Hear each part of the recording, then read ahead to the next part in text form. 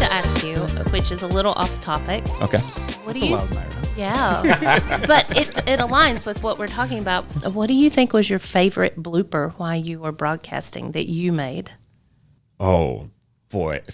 Do I have to say it's a favorite, or can I say most memorable? Most memorable, for sure. The one that sticks out in my mind, and it literally made me question why I was doing what I was doing at the time. So we had these super archaic cameras that we had to film everything. We had to write everything, but they had these lights on them for dark areas if we had to do any interviews. And the lights, when you turn them on, it would sometimes render the recording feature useless. And the only way that you could tell was this super high-pitched, like, beeping sound that was really hard to hear. And so I had this, I got in, it usually was like 4 o'clock to 11 p.m. That was the stretch when I was doing usually the 10 o'clock news. And I went out and I got this story, interviewed these people. I get back and, like, I was under the gun. It's like 8:45. So I've got like an hour to get my story done. I get into the booth, upload the footage. It's not there.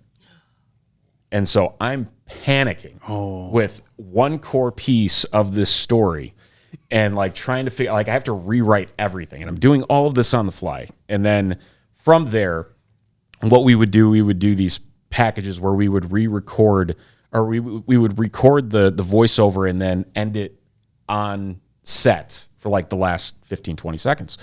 And I was so flustered, I accidentally put in one of my errors in my voiceover in the ready-to-air package.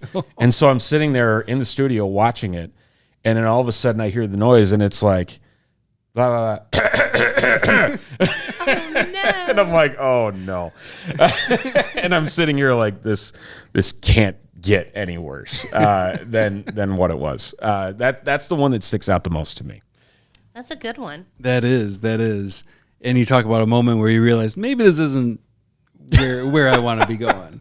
I mean, I felt like I was doing better past that point where I'm just like, I was so paranoid about doing it again, where it was just like, okay, do I see anything? No. Okay, good, fine, out the door. So you make your move over to marketing. Yeah. And, you know, I think we were talking at lunch, you do a lot of creative work, self-taught graphic designer. It's incredible. How do you balance the desire to do like fun, creative, just off the wall ideas with staying within brand compliance in the business setting? It's tough, especially when you need to figure out what the specific messaging needs to be and making sure that it matches what the brand voice is. That is definitely something that we struggle with more when promoting the recruitment side of things, because let's be honest, security is not a glamorous industry by any means, but at the same time, you want to make it sound like an enticing industry for people to come and work in. Yep. So there's definitely a unique balance to that, and thankfully, we're able to get away with certain things because of the graphic design and having that ability to fully control versus working, with an agency and, okay, we need this in 2 hours. Let's fix something up. Let's adjust the messaging. Let's adjust the imagery. Does this speak to what it needs to speak to? It's every single project is different. I think that's the thing I enjoy most about this is like, you're not just through the monotony of the day to day where you're just kind of like, oh, okay, been here, done that. You want to make it engaging. Yeah. And I think for a lot of the security industry as a whole, it's kind of fallen into this status quo where you get what you get. Yeah. Everyone's going to kind of fall in line and say, well, this works for them, it's going to work for me.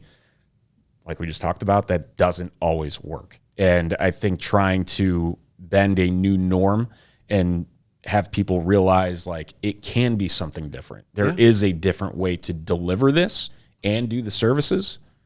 Let's make it happen. I love that because frankly, it aligns a lot with our mindset as an organization. A lot of our industry is a little monotonous. And, for us, every single project's different. Every client's different. You have these unique needs, and it's something that keeps things fresh. And you continually try to find ways to disrupt things, if you will, and do them in a way that sets you apart. I love that. When you think about the people that you're bringing on board in your industry, are most folks first-time security people, or is it like a career path where people, they have a background in security already and you're trying to recruit them? A lot of it is lifers. Okay. People who have been with another company looking to jump to a different company, try and find some footing to advance their careers and move up the ladder. I'm honestly kind of a wild card in my situation where, I've been in real estate, I've been in broadcasting, I've been in outdoor and retail. It's kind of been all over, but I think that's, one of the things that I've been able to adapt from as well is, bringing in the different experiences. And I think that's one of the keys is like, there is, like you said, so much of everybody's done this somewhere else in the same industry where you need to bring in fresh perspective. Yeah. And so that's, I think, kind of helped, especially moving from like B2C businesses and now in B2B, while still maintaining, that level of excitement, that level of engagement. It's been fun. So if you think about what you're excited about right now with the brand or the marketing messages, like what has you excited at the moment? Right now, I think a lot of it is just bringing everything together and positioning ourselves as the subject matter expert in really security as a whole. With everything that happened, I mean, one of the main reasons for the merger was the Marksman side didn't have any electronic security services arm. While we were very well known for that, we're doing worldwide build-outs for some of the most well-known brands in the world. And so being able to introduce that to all of those markets where they were very well known in the South, out in California, in Nevada, and then on the flip side, understanding the way that they operate when it comes to their operations. They have very strong client bonds that have really grown their business. Security is very much a word-of-mouth business. It speaks for itself. Because like I said, people company. Yeah. The people are the product. And so right now it's really introducing and being able to build the brand in all of these markets in different ways. Just because, Chicago is well solidified with what Titan is, we've got Vegas where, hey, Vegas needs electronic security services. Let's be honest. You think about everything going on in Vegas. I don't know what you're talking about. And so now there's a lot of opportunity. And I think the opportunity is the most exciting thing in the way that, we can kind of break in and say, guess what? We're a new player in town and we do it better. And here's why. Yeah. You got to show them the why. And that's a real key component to everything that drives us. So it sounds like you're setting yourself up to be an industry leader. Yes. As you go through. So I think there's a lot of people out there in different fields that are looking to be industry leaders. I know we ourselves have a foothold within our technology for how we service our collegiate partners. So I would ask, what do you think is just across the board steps that have to be taken to be an industry leader? Consistency. That is key. I think for how you initially position yourself and your business model, you need to not only talk the talk, but walk the walk. You can't say, hey, we're going to do all these things for you, and then 6 months in, have the client come back and say, where's all the stuff you promised me? What's up? Where's the bells and whistles? Exactly. And, that needs to be seen not only at the level of the people that are pitching our services, but the portfolio group that is the direct contact for that client, the security staff that is at the site, that they are following through and they are understanding everything that they need to do to follow up on those things. And then, we have our training teams. We have in-house training teams, subject matter experts, people that have worked with the NFL, people that have built the city of Chicago's emergency management plans, very, very knowledgeable people, and being able to leverage them. Are we leveraging them? Just all sorts of different ways to, really push that together. So like I said, consistency being one. And then just beyond that, being a good communicator. I feel like a broken record, but that's what it is. Like, communicate. Communication, people. Yeah. They're at the heart of everything when it comes to marketing and any successful business. Exactly. And, it's all about, hey, like, here's where things are at, or, the transparency aspect. If something goes wrong, own up to it. Like, don't hide it under a rug.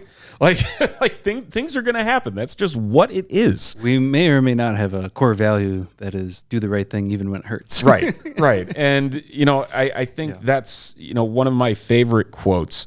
And this just comes down to mindset. And if you're afraid of something or you don't think something is possible, it's whether you say you can or you can't, you're right. Like, you need to go in believing, understanding, and doing. It's almost like managing expectations is important. Yes. No, I think, you've talked a lot about people and having a people-based business. People is your product, as you said. Yeah. If you think through from a marketing lens, what are some of the things you do to engage with employees once they are on board, or ways that you work to help promote the brand within the people? Yeah. So we try to do our best when it comes to anniversaries, to what we call our above and beyond program. A lot of monthly recognitions as well, wanting to, put a spotlight on people that are making a difference in the field, that did go beyond their duties to, maybe save a life. It happens all the time. That, thwarted a potential attack from happening, that there was a suspicious person, that they were on alert, and turns out someone was anticipating to do something not so great.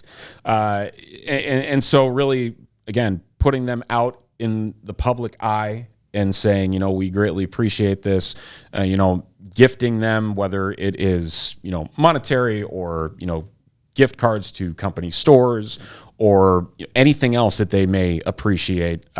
We try to do as much as we can from that regards, to really show that we do care and we do want them to grow a career here and continue to move up through the ladder. We've got a lot of people in our corporate office that started as security guards in the field. That's amazing. They are now in corporate roles and doing a fantastic job. I think that's a testament to a company. When you see, we work with another corporate partner who their current president started in one of their stores. And I think to see, a 20-year-old go from that to being the president of a company it's a testament to who you work for. Yep. And I mean, even our chief revenue officer, Jason Sikora, he was a security guard when he first started off, and now he is a C-suite, guy that, fantastic individual. And, it's just wild to see how many people have been able to make that move. I love that. And I think through, our corporate side of the business, there's several organizations we work with that have a trade aligned with it, or a field worker aspect to their fleet. And there are folks that when they have that background, you just understand what the company brand means in a totally different way. Yep. So that's really cool to hear. I think anytime that is present, it's an asset, and it's something you can leverage when it comes to telling your story the right way. Absolutely. So, Stephen, I know we've talked a lot about marketing, but you also have some other hobbies. I do. One of them being fantasy football. Yes. So I got to ask about this. You are a avid player. Very much organizer of the Scott Fish Bowl. Yes. Here in Chicago, if I'm not mistaken. Yep. So for anybody that does not know what Scott Fish Bowl is, it is a Pro-Am fantasy football tournament in its 15th year. Over 5,500 competitors this year. And our main focus is raising money for charities that help children and families in need. And so it's tied with a local a 501c3 organization called Fantasy Cares that raises money through fantasy sports initiatives. And I was given the opportunity 3 years ago to host the Chicago Live Draft. So there are right now over 40 live drafts around the world. Like, wow. We got London, we've got Barcelona. They're everywhere now. But, 3 years ago, we were at 4 drafts. Last year, we did 6. This year, we did 9. And this year, we raised $21,000 for local Toys for Tots chapters in the Chicagoland area. And the sky's the limit. And, I'm so thankful for, the opportunity. The team behind it all is wonderful. Scott himself is one of the nicest individuals you will ever meet. And it's put a whole new perspective on what the game means to me and just the impact that it can truly have in the community. Well, I think it's interesting, you have something that starts as a hobby, as a pastime, and then it evolves into the ability to drive charitable work and create a difference in the community. That's incredible. It also, though, allows for a little freedom with marketing. If I'm not mistaken, there's some creativity that goes into every year's designs. Yeah, so there's a theme every year. This year it was sports. Every single it's just a cliche. So we end up doing T-shirts every year. Myself and a few other graphic designers, Jordan Lupe and Bob Gilchrist. Two of the other guys. It's hundreds of designs, like literally hundreds of designs. Every single major sports team has got a fish-inspired design that we sell that helps also raise the money for Fantasy Cares. That's the big one. We've done cities, we've done food, we've done toys, movies, TV, video games. So every year has a theme, and it lends itself some creativity. It's we have to think a little bit outside of the box. Everything has obviously a fish theme. Because there's the fish bowl, a very rudimentary fish in a fish bowl is the logo, and so it is. It's challenging, but it's fun because we all know it's for a good cause, and we've been able to continuously kind of branch out all of those graphics and creativity, and like this year we did customized draft boards, and we got to auction those off. That's awesome. So all sorts of different things to kind of just excite people and what we're able to make. And I would imagine it's a little bit of a creative outlet for you too, and just to keep the mind sharp when it comes to creativity. Yeah, it's. I will say, there's certain days where the work at Marksman Titan, it's not exactly focused on the creative; it's focused on the larger scale picture, and so this definitely plugs into that. So it's not necessarily losing any creativity. What are some? You mentioned all the different themes through the years. Which one was your favorite, or is there a certain design that stands out as, this was awesome? Man, that's tough. I loved the toys year. The toys was really fun. The T-shirt designs that year were really fun. Was it like Rock'em Sock'em Robots and stuff? Yeah, there was a Transformers T-shirt. There was a Legos T-shirt, and there was also. Because I was in the GAC division. I was a Nickelodeon 90s child. And so I ended up making a Double Dare shirt for those of you who remember Mark Summers and that fun. That's definitely one of my favorites. It was one of my first ones, and it's been a joyride ever since. That's fun. I mean, that's the fun side of, I think, graphic design, just getting into the different themes, and you tap into nostalgia stuff like the 90s theme. I love that. When you think back, though, we have roots in Rockford. Last question for you, Stephen. This will be a layup. There's an obvious answer. Okay. There's an obvious answer. There's an obvious answer. All right. There's a very famous Euro place in Rockford, Uncle Nick's. Would you choose Uncle Nick's or Portillo's? What time of day are we talking about? That's a critical question. That better be the correct answer in this. Uncle Nick's is a Rockford staple and an institution. After many wonderful evenings at the Rue Marché, I love Italian beef, so I'm sorry. This was the obvious answer. It does run circles around Uncle Nick's. We love you, Uncle Nick's, but Italian only after midnight. Yes. Yeah. Only after midnight. There are time parameters to Uncle Nick's. Well, Stephen, it has been great having you in the studio today. Myra, thank you for joining us on the mic as always. Thank you. And we look forward to seeing continued growth from Marksman Titan Security Group. Yeah, absolutely. Thank you for having me. It was a lot of fun.